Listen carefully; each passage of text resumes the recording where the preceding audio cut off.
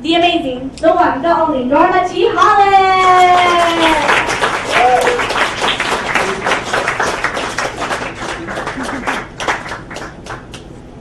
Well, good evening, everyone. And this is a question for you to ponder this evening. To be or not to be authentic? What is your choice? You know, authenticity is something that I studied for 30 years, as Connie mentioned, and it started when I was a child at the age of 8 and woke up one morning with a violent earache. To the doctor we rushed with lightning speed to be told my ear would always be. It seems a cold started in my nose, traveled through a weak tube to crust on my earlobe, creating a hole in my middle ear drum as my authenticity journey was then begun. You see, at the age of 8, I had this hole in my eardrum, and the only way it could be treated was by putting a topical solution on my ear. Now, I saw some of you cringe when I said that, and it was more than a cringe for me at 8 years old to have that level of pain.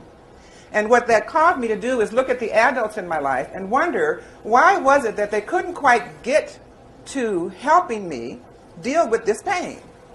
And I began to understand later, as I got older, that it was, work and money and mortgages and all the things that distract us adults as we go through life. And I began to see it again later in life as I directed child care programs and I had employees, and I wondered why some of them were so motivated to help these young preschool babies and others was like, it's just a job. And then a few decades later, as I was training speakers, as I've done for the last 14 years, I meet people that say, I want to be a professional speaker. And I say, okay, let me hear you speak. And they stand up and they start to speak just like somebody, any name you want to mention. And I say to them, speaking is about being authentic, about being who you are, about living the message that's within you, not trying to modify somebody else, because you can't be someone else. You can only be yourself. And I began to understand that all the years that I was working in Head Start and dealing with my ear issues and working with speakers, I was constantly writing.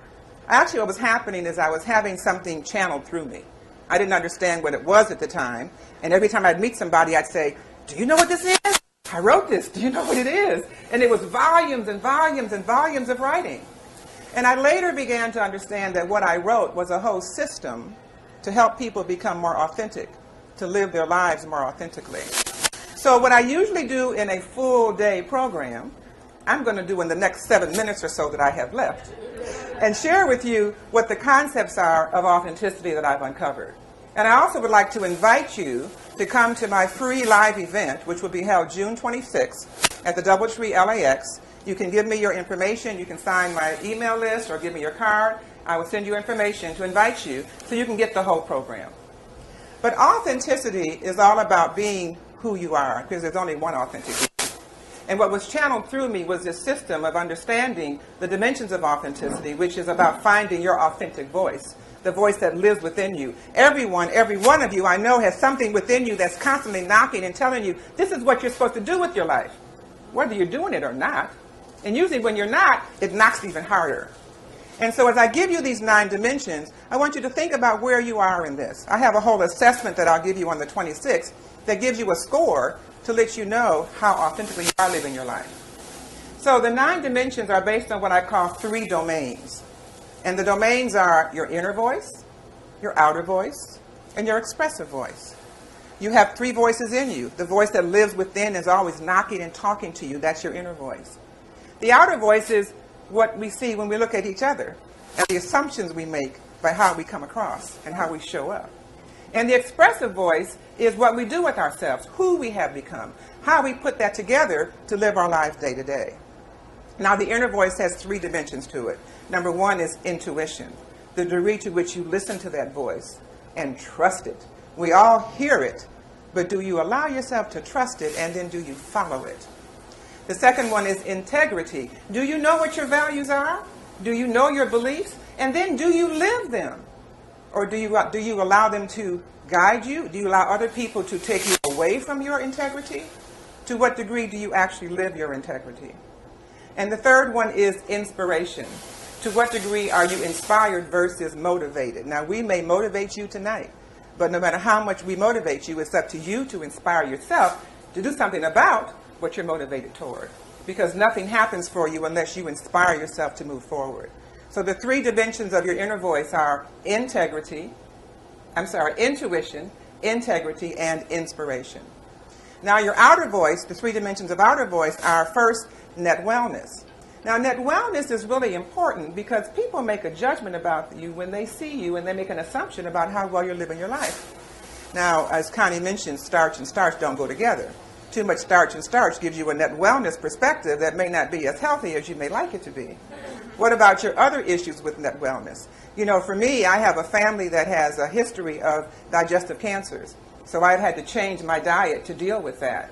And then I just recently found out I had kidney stones for 2 months, and that was really a challenge. I had to change my diet again. So my net wellness needs change as my body changes, as my life changes. What are your net wellness needs? How do you address the needs of your body to keep yourself as healthy and energetic as possible? What we want is energy and longevity. And you can get that if you take care of your net wellness needs. Next one is network. The center of the spoke, the people that are around you, your quality and quantity of relationships. Who are the people who are around you, and what do they say about you? What do others make assumptions about you based on who you are around? And the final one under the outer voice is net wealth. Now, I don't mean money. I'm talking about abundance and joy. The things in life that bring you joy and abundance, not just money, although money is a part of it. But I know a lot of people that have money, but they're not joyful. They're not happy. Abundance comes from more than just money. So those are the things that are your outer voice, your net wellness, your network, and your net wealth. And then your expressive voice, how you express yourself day to day. And the first one of those is legacy. And by legacy, I'm talking about gifts and talents. The ones you were born with. What are the natural gifts and talents you were born with?